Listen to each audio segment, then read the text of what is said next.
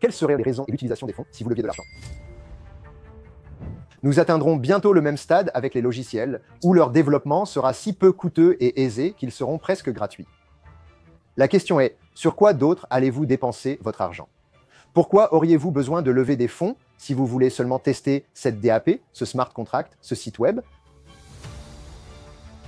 Je vous présente Hasib Qureshi, investisseur crypto axé sur la technologie, ingénieur logiciel et associé directeur chez Dragonfly, un important fonds de capital risque mondial spécialisé dans les secteurs des crypto-monnaies et de la blockchain. Il y aura 100 fois plus de fondateurs créant des produits et des expériences logicielles, car cela deviendra très bon marché et facile, accélérant considérablement ce qui se passe en ligne.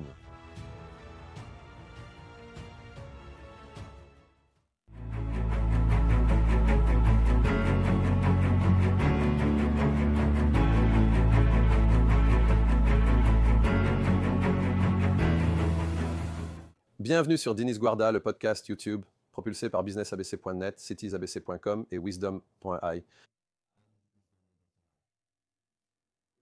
Nous poursuivons notre série sur les personnalités influentes dans les affaires, la finance, la technologie, la blockchain, la crypto et l'intelligence artificielle.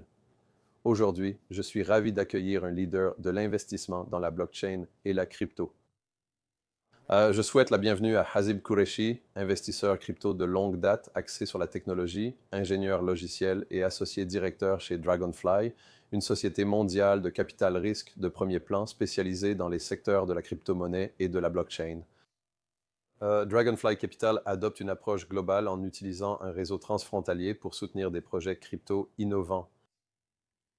Auparavant, Hasib était associé principal chez Metastable, acquis par Dragonfly, où il a mené des investissements précoces dans Avalanche, Near Protocol, Algorand et Starkware.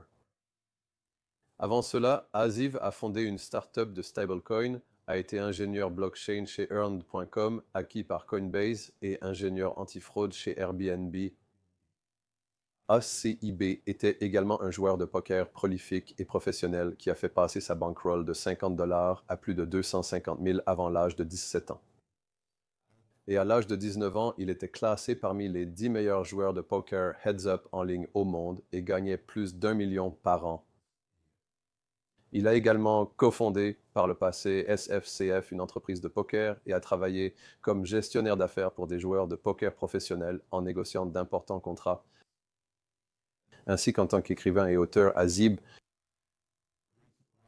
a écrit un livre best-seller intitulé « Comment être un poker ». La philosophie du poker, qui a été classé comme le livre de poker le plus vendu sur Amazon pendant 5 mois. Hasib Qureshi, vous avez donc un profil fantastique qui touche, je dirais, à l'éducation, à l'investissement dans les crypto-monnaies, à la blockchain et à de nombreuses compétences technologiques. J'aimerais donc toujours commencer par le début, un peu de votre parcours, en particulier comment vous avez commencé. J'aimerais aborder un moment de votre vie qui a fait de vous la personne que vous êtes aujourd'hui. Cela peut être une personne ou un élément éducatif. Ou la famille.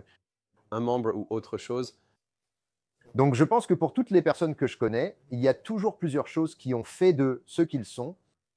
Si vous regardez mon parcours, vous savez que j'ai été joueur de poker professionnel, puis je suis devenu ingénieur logiciel, j'ai fondé une entreprise et j'ai finalement trouvé ma voie dans le monde de l'investissement. Probablement le moment le plus déterminant pour moi dans ma carrière, du moins, c'était à la fin de mon expérience en tant que fondateur. J'essayais de décider ce que je voulais faire de cette entreprise. Nous avions une offre d'acquisition de la part d'une plateforme majeure d'échange de crypto-monnaies où j'ai rencontré pour la première fois Nival Ravikant, investisseur providentiel renommé de la Silicon Valley, pionnier dans la crypto. Je lui ai demandé des conseils sur cette fusion-acquisition et c'est lui qui m'a proposé à l'origine de devenir investisseur. Je ne connaissais rien à l'investissement. C'était inattendu quand il m'a dit « Au lieu de te faire racheter par cette entreprise, tu devrais plutôt devenir investisseur ». Et je me souviens lui avoir dit « Écoute, je ne connais absolument rien à l'investissement. Je n'investis même pas mon propre argent. Je mets mon argent en bourse dans les indices. » Donc à cette époque, je me considérais vraiment comme quelqu'un de très simple économiquement.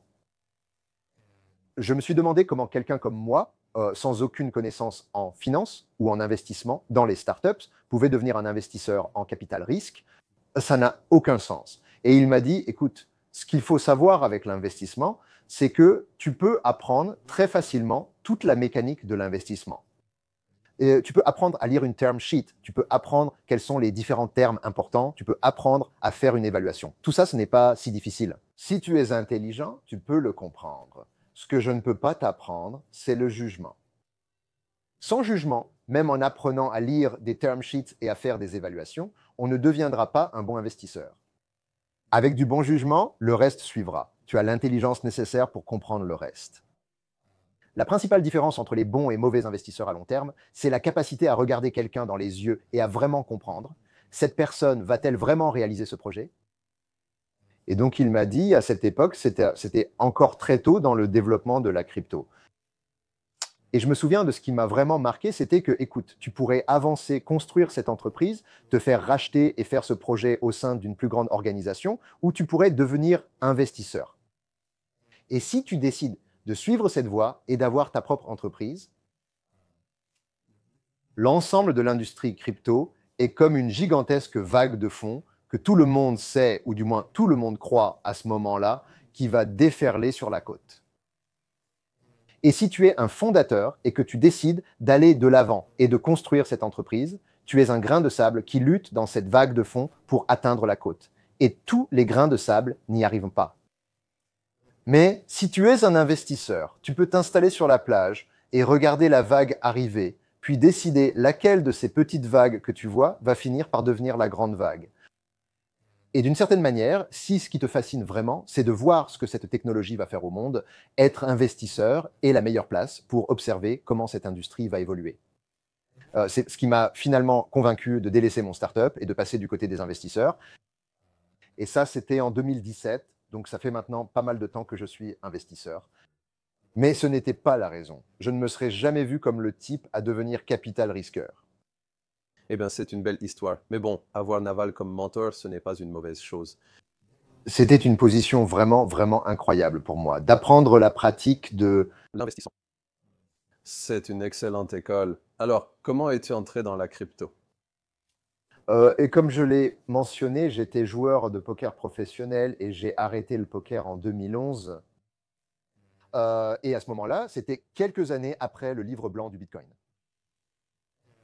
Et j'ai entendu parler du Bitcoin pour la première fois par des amis à moi qui étaient d'anciens joueurs de poker. Quand il est devenu très difficile de jouer au poker en ligne après 2011, beaucoup de ces personnes ont commencé à utiliser le Bitcoin comme moyen de régler leurs dettes de jeu. Ils jouaient à ces jeux en ligne pour de l'argent fictif, mais réglaient leurs dettes hors ligne ou de façon asynchrone via Bitcoin. Et donc, au début, j'ai pensé au Bitcoin comme le Bitcoin, c'est comme un rouleau. Le Bitcoin, c'est comme Neteller ou un autre système similaire. C'est une de ces façons de payer des gens en ligne, mais ce n'est pas, vous savez, je ne vois pas vraiment ce que c'est à part ça, à moins d'être un peu louche. Donc, c'est comme une version plus louche de Neteller. Et donc, c'est plusieurs années plus tard que je suis arrivé dans le génie logiciel et l'informatique.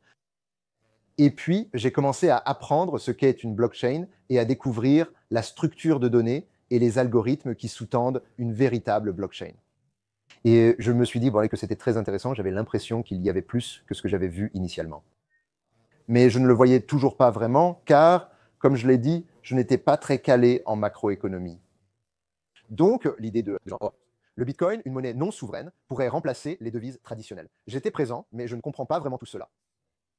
Pour moi, c'est juste un moyen de payer en ligne pour acheter de la drogue. Et c'est vraiment avec l'avènement d'Ethereum que j'ai soudain compris que ce qui se passait dans ce domaine était bien plus grand que moi. Je ne l'avais pensé au départ. À cette époque, je travaillais chez Airbnb et je travaillais sur la fraude au paiement en tant qu'ingénieur logiciel.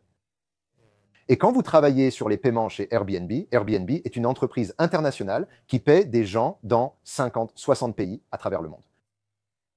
Et quand vous payez des gens à l'international, votre expérience en tant qu'utilisateur, c'est que vous glissez votre carte de crédit et, comme par magie, quelqu'un à l'autre bout du monde est payé. Et bien sûr, il n'existe pas de système magique qui paie des gens partout dans le monde. Il n'y a pas de système de paiement mondial unique. De nombreux systèmes disparates fonctionnent dans différents pays, à des moments et jours fériés différents, avec des interfaces de programmation d'applications variées, ce qui crée un grand quand vous travaillez réellement sur le système, vous vous rendez compte que ce n'est qu'un gigantesque tas de spaghettis. Vous savez, il n'y a pas d'interface commune, certaines choses fonctionnent certains jours et pas d'autres. Des fichiers comma separated values sont envoyés par mail à minuit. C'est vraiment un énorme bazar. Et en tant qu'ingénieur, quand vous voyez un système comme celui-ci, votre intuition, c'est « oh mon Dieu, on devrait tout jeter et repartir de zéro avec un système conçu pour le monde dans lequel on vit vraiment ». Et le monde dans lequel on vit aujourd'hui, il est numérique avant tout, il fonctionne 24 heures sur 24, 7 jours sur 7, il est interopérable à l'échelle mondiale, n'est-ce pas? C'est dans ce monde-là qu'Airbnb opère réellement. Cependant, les systèmes de paiement ont tous été développés dans les années 60 et 70 pour des contraintes très différentes de celles d'aujourd'hui. Et c'est là que j'ai eu le déclic. Je me suis dit, ah, c'est ça la crypto. La crypto, c'est un groupe qui réalise que le fonctionnement actuel est totalement défaillant. Ce n'est pas fait pour le monde dans lequel on vit aujourd'hui. Alors, et si on devait tout repenser depuis le début, peut-être qu'on rendrait tout en pair à pair, peut-être qu'on utiliserait la cryptographie partout, peut-être qu'on rendrait tout algorithmique dans la politique monétaire et dans la façon dont toutes ces choses se passent de manière juste, neutre et publiquement observable. Et c'est à ce moment-là que j'ai compris que, ce qui se passe dans cette industrie va changer la trajectoire de l'argent. Et c'est ça qui m'a poussé à m'investir à plein temps dans ce domaine. C'est fantastique. J'aime d'abord avoir une feuille de route de ce qui s'est passé durant les 10 dernières années. Oui. Tu as commencé comme joueur de poker professionnel mondial, passant de 50 à 250 000 $. Ensuite, tu es devenu ingénieur logiciel, travaillant chez Airbnb, puis tu as fini par diriger l'un des plus grands fonds de capital risque dans la crypto et la blockchain.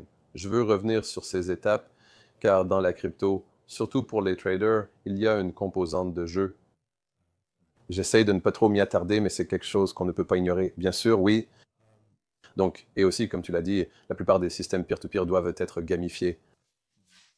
Donc, avec ton expérience sur les jeux d'argent, ou le poker, c'est plus que ça, mais avec ce parcours-là, en passant de développeur logiciel à Gravel, comment fais-tu ces analogies?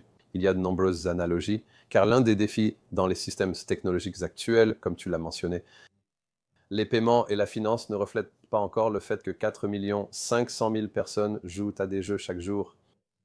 Milliards, pas millions, et la plupart de nos systèmes sont très larges, flous et pleins de problèmes. Et en même temps, nous avons tout l'Internet parallèle, comme vous l'avez mentionné.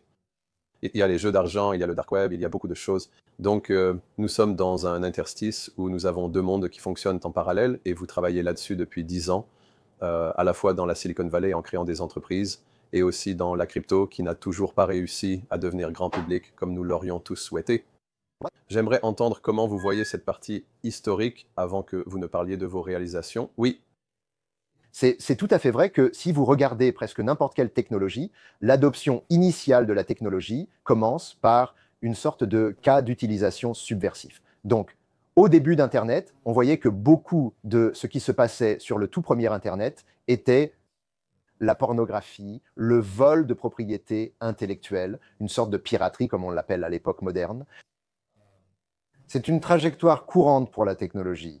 Elle débute avec ceux qui en ont le plus besoin et qui l'adoptent en premier. Les personnes les plus démunies sont celles qui n'ont accès à aucun service bancaire ou infrastructure en dollars. Chainalysis fournit les meilleures données sur le sujet selon vos constats de plus en plus fréquents. Chainalysis, qui est la plus grande entreprise de criminalistique dans la blockchain, montre que année après année, la proportion d'activité du Bitcoin liée au marché noir diminue de façon exponentielle. Et vous pouvez voir, je pense qu'en 2024, c'est moins de 1% de l'activité totale du Bitcoin qui est attribuable à des activités du marché noir. Une grande partie de cela vient du fait que la quantité d'activités légitimes a explosé de manière incroyable. Je veux dire, tous les fonds négociés en bourse et tout l'argent qui circule, qui fait clairement partie de l'écosystème financier officiel, ont tellement augmenté de façon spectaculaire. Et le fait que Bitcoin, la réalité, c'est qu'aujourd'hui, les forces de l'ordre et les régulateurs sont tout simplement beaucoup plus capables de faire de la criminalistique sur la blockchain. Parce qu'à moins d'utiliser un Monero, un Zcash ou quelque chose comme ça, la réalité, c'est que si vous faites quelque chose sur une blockchain, cela y reste pour toujours. Cela peut être retracé aussi longtemps que vous le souhaitez, alors que si vous utilisez le système bancaire traditionnel et que vous transférez vos dollars dans une banque mongole, alors là, c'est terminé. C'est fini pour les régulateurs qui essaient de vous poursuivre et de comprendre où est passé cet argent. Donc c'est une situation compliquée et elle évolue avec le temps. C'est vrai qu'en 2012-2013, si vous utilisiez Bitcoin, les forces de l'ordre n'avaient aucune idée de ce qui se passait et c'était un peu fini pour eux. Ce n'est plus vrai aujourd'hui et c'est l'une des raisons pour lesquelles vous voyez de plus en plus que beaucoup des pires acteurs financiers choisissent de ne pas utiliser Bitcoin, de ne pas utiliser Ethereum à cause du fait qu'ils sont tellement traçables et que cette trace existe en fait sur la blockchain pour toujours. Donc je pense que l'histoire sur la part de tout cela qui relève du marché noir par rapport à dans l'économie légale, elle progresse avec la technologie. Avec l'évolution de la technologie, cela s'applique également à divers domaines.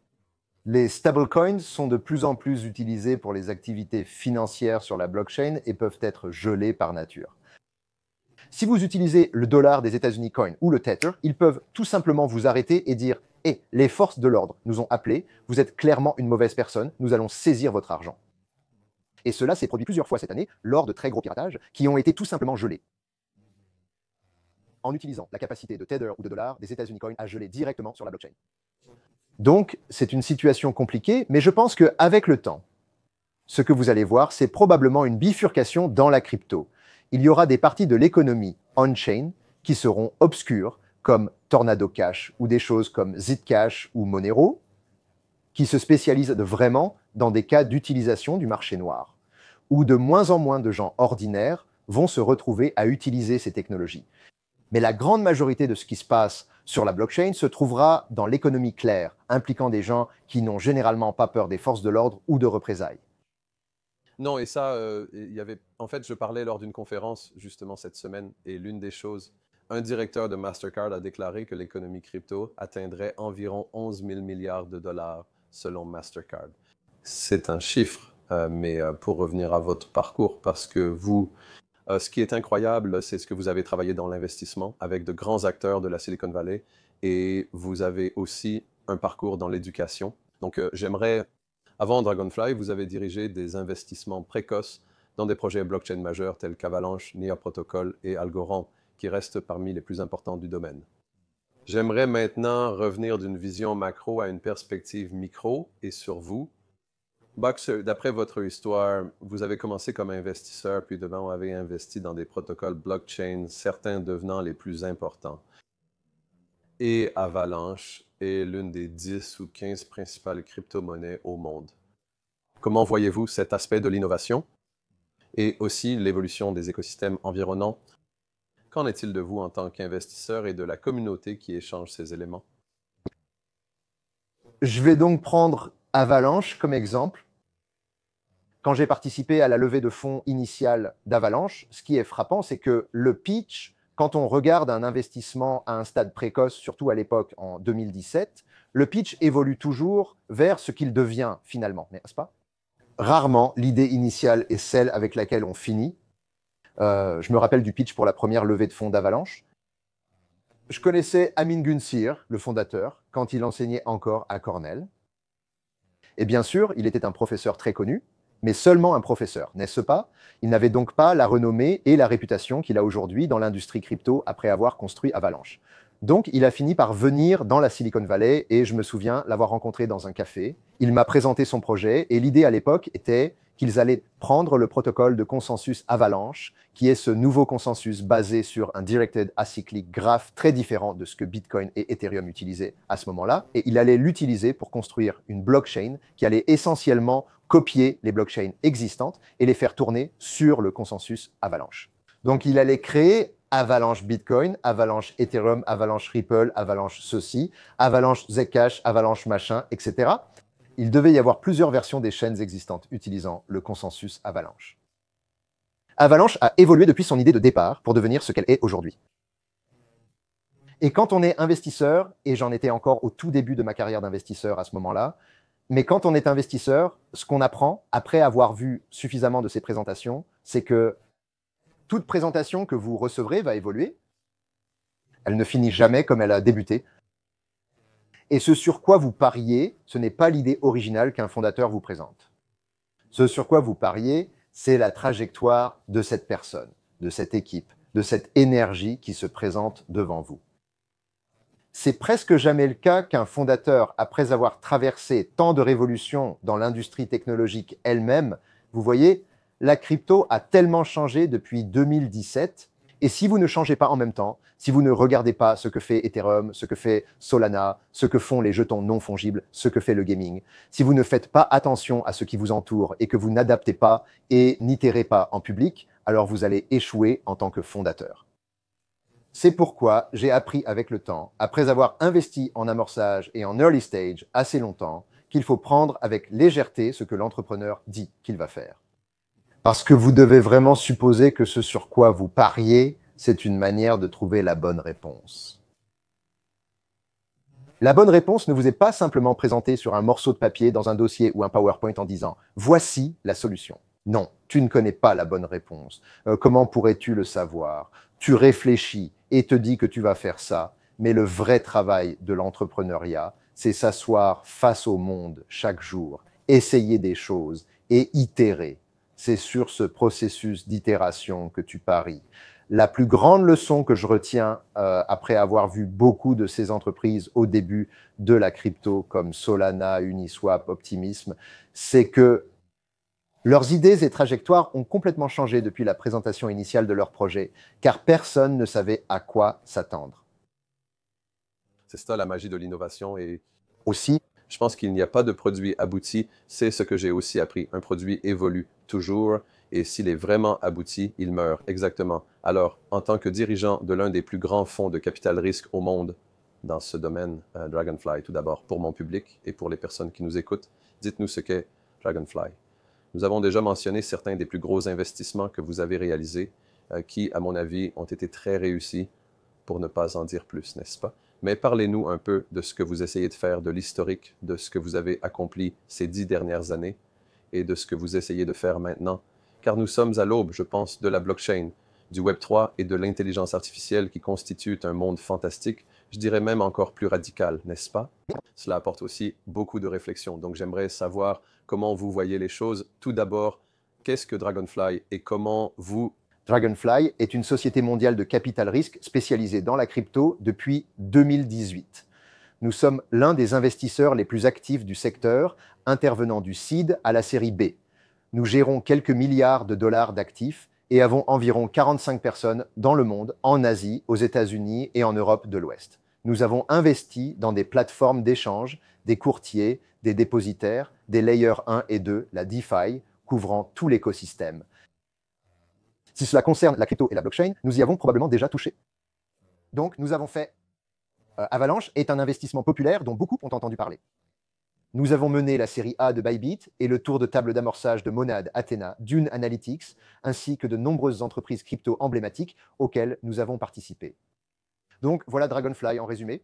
Tu demandes comment nous avons changé au cours des 10 dernières années. Quand nous avons commencé, nous étions évidemment une jeune pousse. Nous étions comme une start-up. Avec le temps, nous sommes devenus l'un des plus grands et des plus éminents fonds dans le secteur de la crypto. Mais ce que nous faisons, ce qui est vraiment notre étoile polaire, c'est d'être au service des entrepreneurs. Dans le capital risque, on découvre qu'il existe de nombreux fonds de capital risque dans la crypto à travers le monde. Ils sont tous en concurrence car la crypto est un phénomène mondial. Ainsi, des personnes au Moyen-Orient, en Europe, en Asie et aux États-Unis sont en concurrence les unes avec les autres. Dans le capital risque classique, c'est loin d'être le cas. Dans le capital risque traditionnel, c'est un jeu très régional où les meilleurs investisseurs d'une région vont généralement remporter les accords dans cette même région. Dans la crypto, tout le monde vit vraiment en ligne. D'une certaine manière, c'est vraiment en ligne que nous sommes tous en concurrence pour trouver les meilleurs fondateurs et opportunités.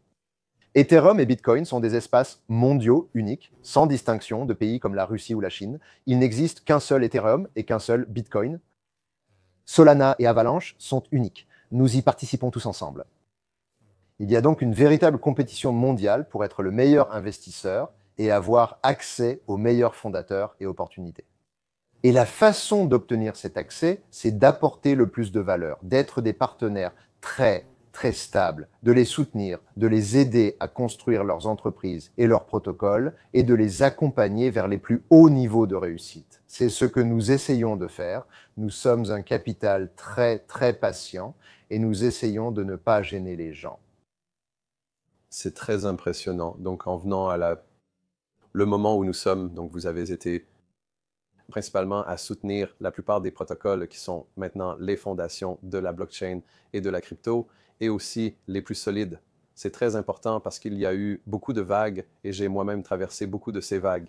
Alors, comment voyez-vous ce moment que nous vivons actuellement? D'un côté, eh bien, la principale économie du monde adopte à grande échelle, oui, mais aussi beaucoup de vitesse, et en même temps, comme vous l'avez dit, même si c'est mondial, il y a encore une adoption qui se fait à plusieurs façons. Mais aussi, tout cela fonctionne alors que nous devons encore créer, et vous l'avez mentionné auparavant, l'idée d'une économie de pair à pair est encore très fragile, fragile à bien des égards. Et aussi, nous avons le Web3 avec beaucoup de force et de faiblesse, et l'intelligence artificielle qui devient en ce moment énorme. Donc, comment voyez-vous ces trois interactions, l'intelligence artificielle, le Web3 et la blockchain? Et nous sommes à un tournant, comme vous l'avez mentionné. Nous venons d'assister à un revirement dans la plus grande économie du monde concernant leur attitude envers la crypto et la blockchain. Et la réalité, c'est que la courbe d'adoption de la crypto continuait, peu importe ce que les États-Unis allaient faire. Parce que, bien sûr, la majeure partie de l'adoption de la crypto, comme l'adoption ascendante, a toujours eu lieu en dehors des États-Unis, pas à l'intérieur des États-Unis, et les États-Unis ne représentent que 4% de la population mondiale.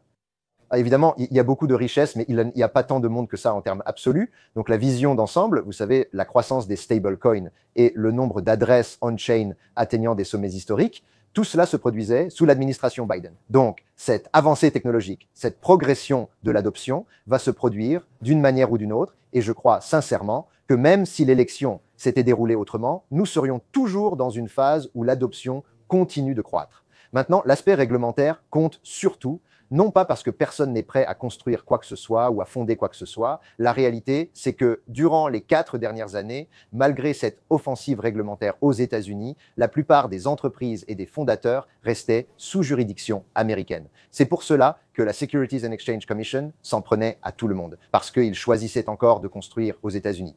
Donc les gens, peut-être que cela fait partie de l'optimisme de notre secteur, pensaient simplement, eh bien, ils comprendront sûrement que ce que nous faisons n'est pas mal. Ce que nous faisons n'est pas malveillant. Nous essayons de le faire avec de bonnes intentions.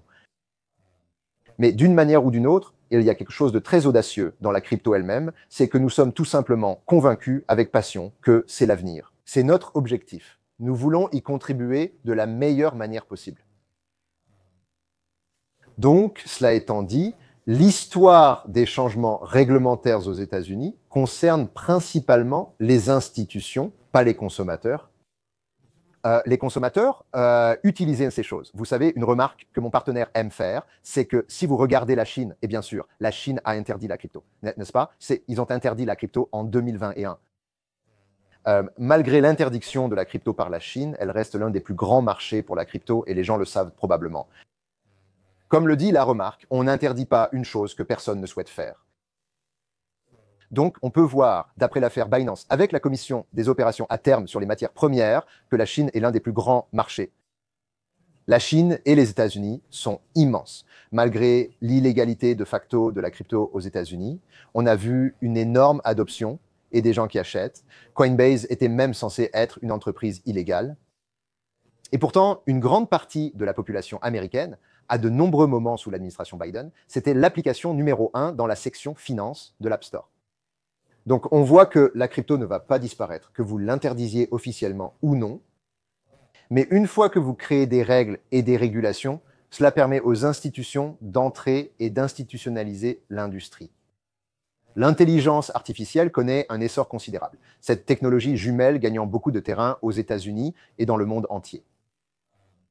Et je pense vraiment que l'intelligence artificielle va être l'une des technologies les plus transformatrices, non seulement de cette décennie, mais de ce siècle. Cela va absolument changer le monde et tout le monde le sait. Il y a donc 2 directions de causalité qui pourraient vous intéresser. La première, c'est qu'est-ce que la crypto va faire à l'intelligence artificielle? Et la deuxième question, c'est qu'est-ce que l'intelligence artificielle va faire à la crypto? Je pense que ce sont deux questions. Ce sont toutes les deux des questions très importantes. Concernant l'impact de la crypto sur l'intelligence artificielle, certains points mentionnés sont probablement corrects selon moi, mais il est encore trop tôt pour se prononcer. La première chose, c'est qu'une fois que vous avez des agents intelligence artificielle fonctionnels, des agents intelligence artificielle signifiants, des acteurs intelligence artificielle entièrement autonomes, qui peuvent agir dans le monde, qui vont travailler pour vous ou pour quelqu'un d'autre, ces agents intelligence artificielle vont très probablement utiliser la crypto. Et pourquoi est-ce que c'est vrai? C'est vrai, car si vous voulez qu'un agent intelligence artificielle agisse pour vous, les tâches les plus importantes sont probablement de nature économique. Pour qu'il soit réellement utile, et pas seulement un assistant, il faudrait en faire un véritable agent économique. Et d'accord, pour qu'un agent intelligence artificielle soit un acteur économique, il doit utiliser de l'argent. Comment va-t-il utiliser l'argent? Utilisera-t-il un compte bancaire? Eh bien, si vous demandez à un agent intelligence artificielle d'essayer d'ouvrir un compte bancaire dans une banque, comment un agent intelligence artificielle va-t-il passer la vérification d'identité? Comment va-t-il faire la lutte contre le blanchiment d'argent? Où va-t-il payer des impôts? Nous ignorons à quelle juridiction, pays ou État il appartient. Nous n'avons aucune réponse à ces questions. Notre système juridique est conçu pour que les humains, les entreprises et les gouvernements possèdent de l'argent. Nous n'avons aucun concept d'un agent non humain possédant de l'argent. Nous n'y sommes pas du tout préparés. Ces événements vont se produire très rapidement, si ce n'est pas déjà le cas. La crypto a été créée pour les machines. D'une certaine manière, c'est en partie pour cela que c'est si difficile à utiliser, parce que ça n'a pas été conçu pour les humains, ça a été conçu pour les machines. Tout ce que vous avez à faire, c'est de conserver une clé privée. Si vous pouvez conserver une clé privée, vous pouvez utiliser de l'argent. Vous pouvez payer n'importe qui. Vous pouvez payer un autre agent. Vous pouvez payer un humain. Et cette fonction de l'argent, du crypto en tant que monnaie native numérique, va être essentielle pour expliquer pourquoi les agents intelligence artificielle, au lieu d'attendre que les lois s'adaptent pour créer un système légal permettant aux intelligences artificielles d'utiliser de l'argent, vont dire « Écoutez, je ne vais pas vous attendre. Je vais simplement commencer à utiliser le dollar des États-Unis coin sur la blockchain. Boum. Ensuite, je vais l'utiliser pour payer mes contreparties, pour payer des humains, pour payer n'importe quoi. Donc, je pense que ce sera la première étape. » L'autre aspect de la question, c'est, d'accord, comment l'intelligence artificielle va-t-elle influencer la crypto? Eh bien, je pense que la première réponse, la plus évidente, c'est que l'intelligence artificielle va considérablement réduire le coût des logiciels.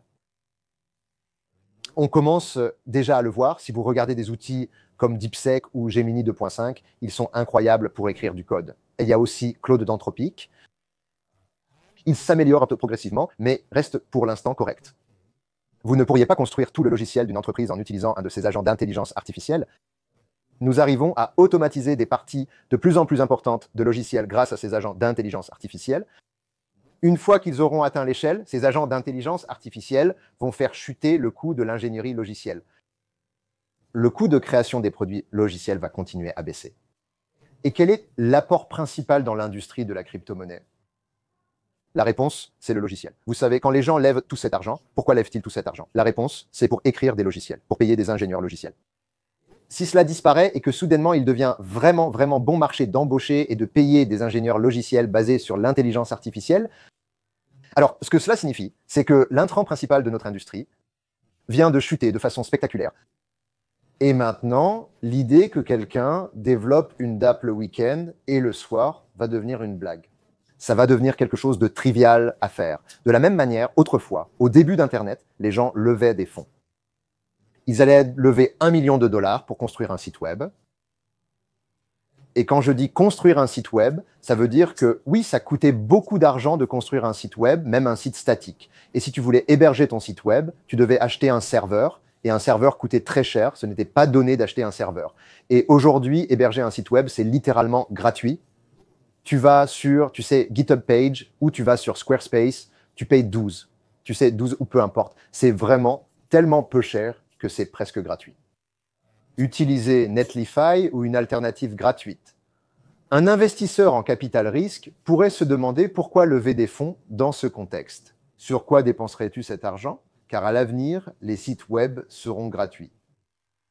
On atteindra le même stade avec les logiciels, où les logiciels deviennent si bon marché et simples à développer qu'ils sont quasiment gratuits. La question est, sur quoi d'autre allez-vous dépenser votre argent? Pourquoi avez-vous besoin de lever des fonds si vous voulez seulement tester cette DAPP, ce smart contract ou ce site web? Dites simplement à une intelligence artificielle de rédiger ça pendant la nuit pour 1 000 $.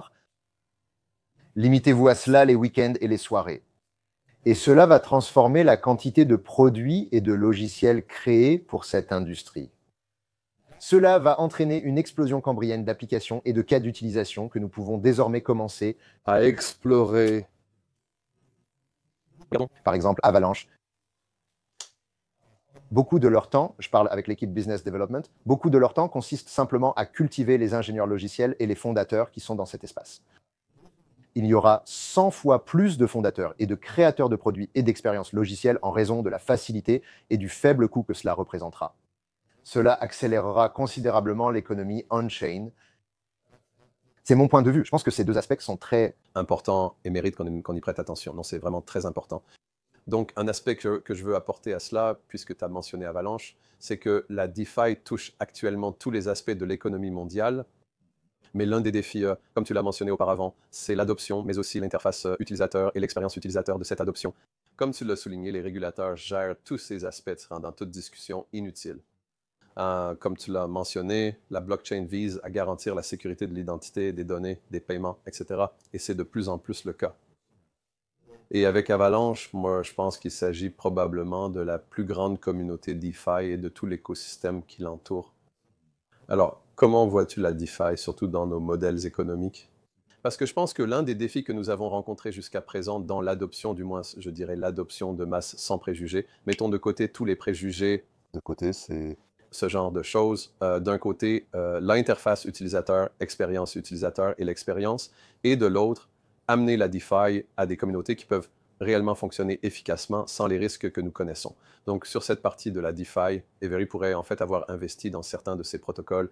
Oui, quel est le moment? Et vous avez dit que nous sommes dans une sorte de précipice à bien des égards avec ce qui se passe dans l'économie mondiale. Aussi, comment ils voient cela, parce que le secteur du feu offre tellement d'opportunités pour construire des économies. Et surtout, si vous regardez les marchés émergents, comme vous l'avez dit, les États-Unis représentent 4%, mais l'économie mondiale est immense. Et la France, c'est l'Afrique. La plupart des groupes d'âge en Afrique ont 18 ans. C'est aussi autour de la vingtaine. Donc, et tous sont complètement, surtout en Asie du Sud-Est, ils sont tous dans la crypto, n'est-ce pas? Et l'Afrique, complètement, c'est ça. Souviens-toi, j'ai aidé à créer la banque en 2014. Et mes recherches montraient qu'ils utilisaient le Bitcoin parce que c'était plus sûr que tout le reste. Et ça, c'était en 2014. Nous sommes en 2025. D'accord, je veux entendre tes fausses nouvelles. Non, je pense que tu as absolument raison. Cette technologie sera adoptée de façon inégale selon les pays, certains démarrant plus tôt que d'autres. Le principal facteur prédictif sera probablement leur jeunesse. Même aux États-Unis, il y a un fossé évident entre les générations concernant leurs attitudes et intuitions envers les crypto-monnaies. Je pense que l'histoire que tu viens de décrire est absolument correcte. L'endroit où la crypto a le plus de valeur, c'est là où l'infrastructure financière est la pire. D'une certaine manière, la façon dont j'aime décrire la DeFi, c'est que c'est en quelque sorte un système financier dans une boîte. Ce système financier n'est pas le meilleur au monde. Si vous êtes aux États-Unis, que vous êtes riche et que vous avez accès à d'excellentes banques d'affaires qui vont s'occuper de vous et rendre votre vie très facile et confortable, et que vous avez accès à tous les produits financiers que vous pourriez souhaiter, alors essayez de faire vos activités financières dans la DeFi pourrait simplement ne pas être attrayant. Pourquoi faire ça? Quel est mon intérêt? Tu as dit, j'ai déjà accès au crédit privé, au marché boursier, etc. Je peux acheter ma crypto chez Charles Schwab ou ailleurs. Alors pourquoi ai-je besoin de ça? Et la réponse pour beaucoup de gens, c'est qu'ils n'en ont pas besoin. C'est dans les endroits où la monnaie n'est pas bien gérée, où les banques elles-mêmes sont... Les endroits où les gens manquent d'accès et de liberté financière, où les contrôles des capitaux sont très restrictifs, ou simplement où la société est dysfonctionnelle, sont souvent gérés par de mauvais gestionnaires de l'économie. Dans ces endroits, ce que vous obtenez, c'est que la DeFi à son niveau actuel représente essentiellement un plancher. C'est un plancher en dessous duquel, si votre système financier local n'est pas meilleur que la DeFi, alors en gros, c'est comme dire, eh bien, tant pis pour vous. Je vais simplement utiliser la DeFi alors. Et la DeFi sera mon système financier. cela crée ce plancher de concurrence. Normalement, dans un monde sans DeFi, une banque centrale ou un système financier qui n'arrive pas à fournir un niveau de service et de qualité de base est en fait un monopole. Il n'y a pas de concurrence. Parce que si vous vivez au Nigeria, en Argentine ou au Venezuela, vous n'avez qu'une seule option, c'est-à-dire les banques, le gouvernement, la monnaie. Il n'y a vraiment aucun moyen de sortir sans passer par le marché noir. La crypto donne à tout le monde la possibilité de sortir simplement avec un téléphone portable et une connexion Internet. Avec ça, vous pouvez passer à la crypto n'importe où dans le monde. Cela est évidemment déstabilisant dans une certaine mesure. Parce que cela signifie que, regardez, si vous êtes le Venezuela et que votre monnaie est en inflation et que vous gérez très mal votre économie, alors cela veut dire que les gens vont dire « allez vous faire voir ». Je ne veux pas utiliser le bolivar. Je ne veux pas que ma monnaie subisse une inflation de 100% par an. C'est insensé. Personne ne devrait vivre ça. Et c'est ainsi que cette technologie va être adoptée à l'origine. Si vous êtes aux États-Unis, c'est là que vous voyez en réalité ce type d'adoption populaire de la crypto est en fait la plus faible, où les gens ne vivent pas leur vie dans la DeFi parce qu'ils ont déjà un excellent accès financier. Pourquoi utiliser des stablecoins alors que les dollars, Venmo et PayPal existent déjà? En effet, la demande croissante de stablecoins provient de plus en plus de l'étranger, où les gens désirent réellement des dollars. C'est dans des pays comme le Venezuela, la Turquie, l'Iran et l'Indonésie que les gens recherchent vraiment des dollars. C'est pour cela que les stablecoins sont si attrayants comparativement. Et donc, ce que vous verrez, c'est que la DeFi fournit cette base. Si vous êtes déjà aux États-Unis ou en Europe de l'Ouest, cette base n'est pas suffisamment attractive pour inciter un déplacement massif. Mais si vous êtes en Argentine ou au Venezuela, vous êtes tout en bas. La DeFi est déjà meilleure que ce que vous avez. Vous vous dites donc d'utiliser la DeFi, c'est excellent. Mais avec l'amélioration de la DeFi, de plus en plus de pays atteindront ce niveau de référence élevé. Ils se diront, la DeFi est désormais meilleure que ce que mon pays propose. Je vais simplement y passer.